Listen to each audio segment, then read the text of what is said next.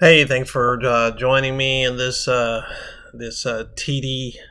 Enterprise training here on how to use the uh, web soils, the Soils TN app that's been created to help you understand what kind of soil is on a particular piece of property.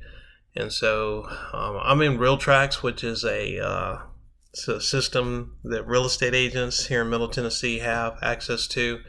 And so I'm just going to walk through and just go through a quick exercise on, what I periodically do throughout the week as I'm looking at land on the MLS.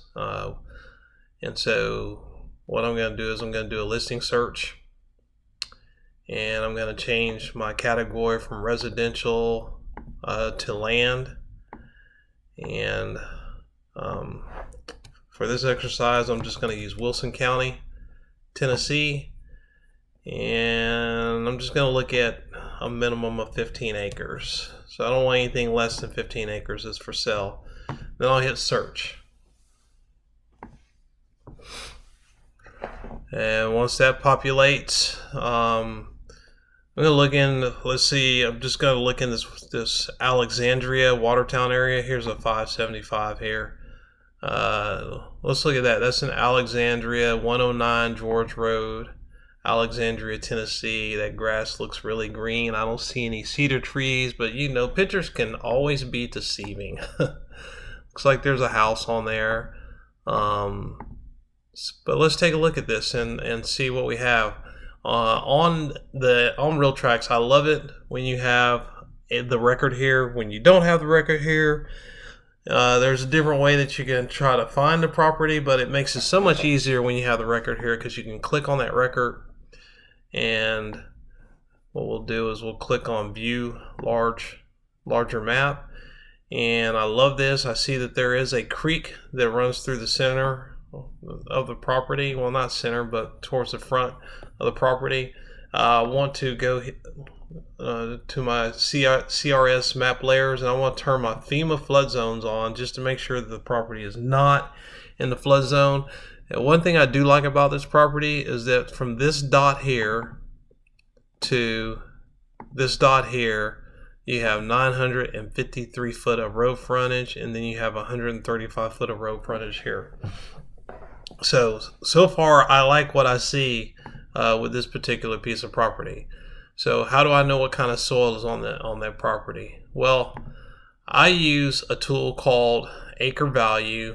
It is subscription based, but because I'm always looking at soil and examining soil, I go ahead and I pay for the subscription. So 109 George Avenue, Alexandria, not Avenue, Road,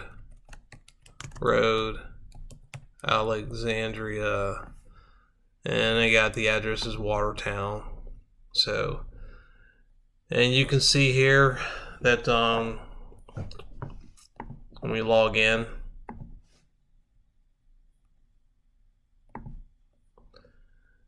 and you can see here that this is the property that we want.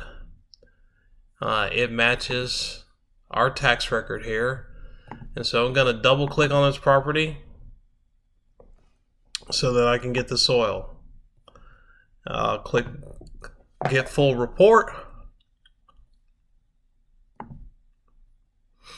And while that is generating,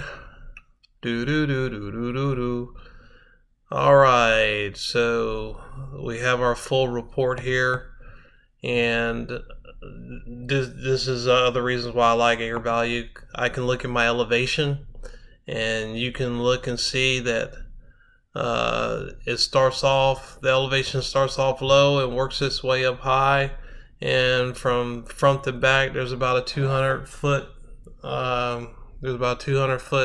difference in elevation. But for the most part, in this area here, it doesn't look too bad. So when I go to the soil survey, I see 1, 2, 3, 4, 5. I see 5 or 6 different types of soil. So I see mimosa, I see Inman, I see hawthorn, rock outcrop. When you see rock outcrop, just that's rock. It's not going to be usable for a septic system. And I see Delrose and Hampshire. So, how do I know if these soils are suitable for a septic or a step system? All right, so we're going to look at mimosa. So we're going to go to our Tennessee Soils app here, and you'll click on the mobile app, you'll click on Soil Series, and I've already got mimosa typed in here. So mimosa, the soil on mimosa is greater than 75 minutes. If you click on that, it will tell you that soils that demonstrate a percolation rate greater than 75 are less desirable for septic system usage. It is possible to get approved for a Fuji system if the certain criterion is met, but this involves state approval. I will tell you that a Fuji system is about $45,000. It's very expensive. It's like having your own sewer system, and it requires a $1,200 a year maintenance fee with the state, where they come out quarterly and they service it and so on and so forth. But just based on this, mimosa is not a suitable soil for a septic system. So let's look at hawthorn. Right here we got a little bit of hawthorn. So let's go back to our soil app, and I will type in hawthorn. And so as you start typing, it'll pull it up. It says that hawthorn is a 45-minute soil. 45-minute soil depth to bedrock is generally not sufficient for this soil, but there may be some soils with adequate depth. So even though this is a 45-minute soil, the note from the soil series says the depth to bedrock is generally not sufficient, but there may be some soils that are adequate in depth. However, if you look at this is how many acres of, you got 6.62 acres of hawthorn. This mimosa, you got 12.93. There's mimosa there.